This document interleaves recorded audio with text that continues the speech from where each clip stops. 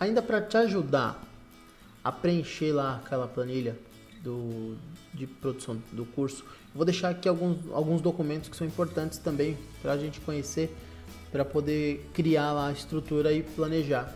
Tá?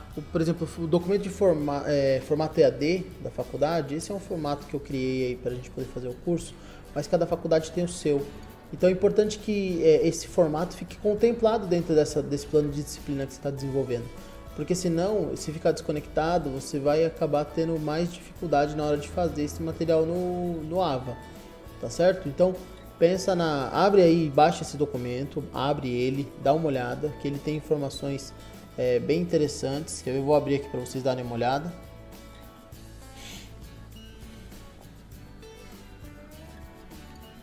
Tem também um modelo de um PDI aqui, eu estou usando da Fundação, que é um modelo de plano de desenvolvimento institucional. Ali também tem informações importantes, tá? Então aqui, ó, vamos ver. Eu tenho aqui o formato EAD para essa disciplina, eu tenho uma aula magna, eu tenho um fórum que é geral, eu tenho que colocar a ementa da disciplina. Então essas coisas eu preciso construir dentro do meu curso, e para construir dentro do meu curso no Moodle eu preciso ter isso dentro da minha planilha, tá certo? Então contempla dentro da planilha para depois a gente jogar isso para dentro do Moodle e fazer o curso lá dentro, tá bem?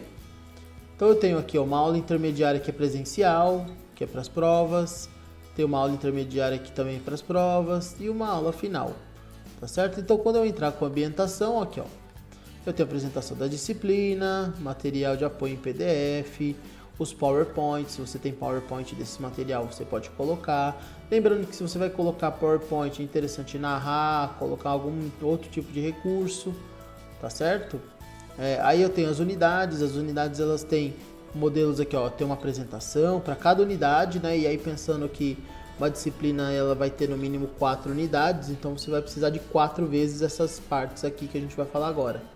Então eu tenho, por exemplo, a apresentação daquele pedacinho da disciplina, um desafio, que é uma situação problema que você pode oferecer para o aluno, um infográfico, tá? Um infográfico são informações para o aluno começar a fazer a resolução daquele problema que você deu para ele.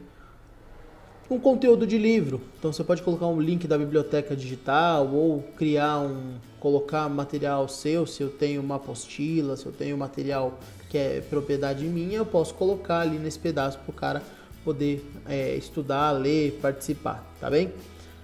Tem um espaço de dica do professor, então a dica do professor é um vídeo, geralmente falando determinado ponto ali do material que você está entregando, dando uma dica sobre aquele material, sobre aquele conceito em específico, tá? Eu tenho também exercício de fixação, são exercícios simples de alternativa, tá?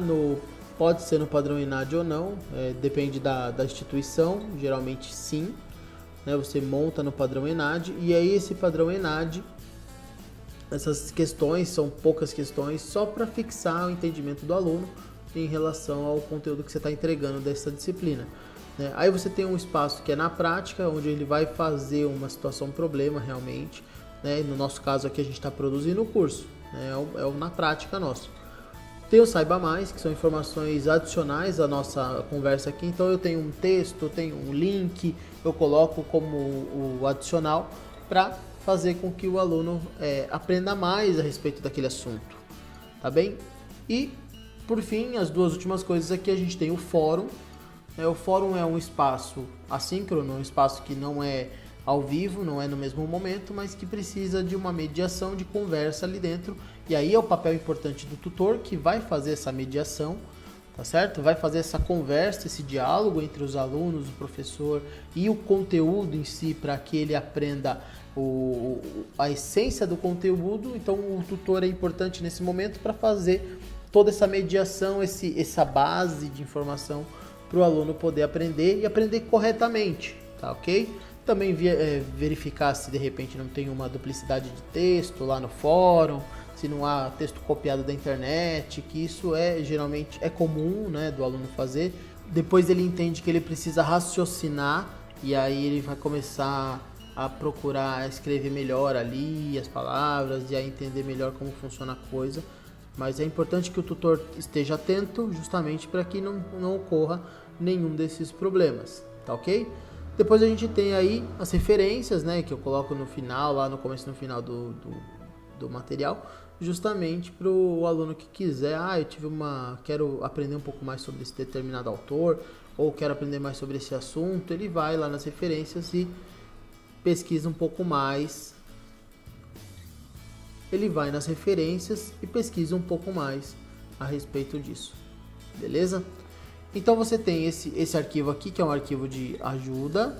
Depois a gente tem aqui o modelo de PDI, com informações do PDI, que você pode baixar também.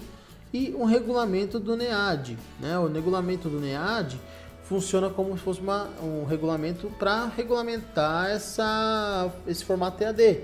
Ficou meio prolixo, né? Tipo, redundante. Mas, basicamente, o regulamento do NEAD são as diretrizes que o núcleo de EAD oferece para que você possa desenvolver o seu material usando essas diretrizes, ok? Para você não sair construindo de qualquer jeito e depois lá na frente ter que ficar refazendo tudo. Então, olha bem antes de fazer a sua planilha, vamos partir para a planilha. Então, a gente tem esses documentos para serem vistos e entendidos antes de começar essa nossa planilha, tá bem? Boa sorte então aí e a gente vai conseguir seguir em frente, tá bem?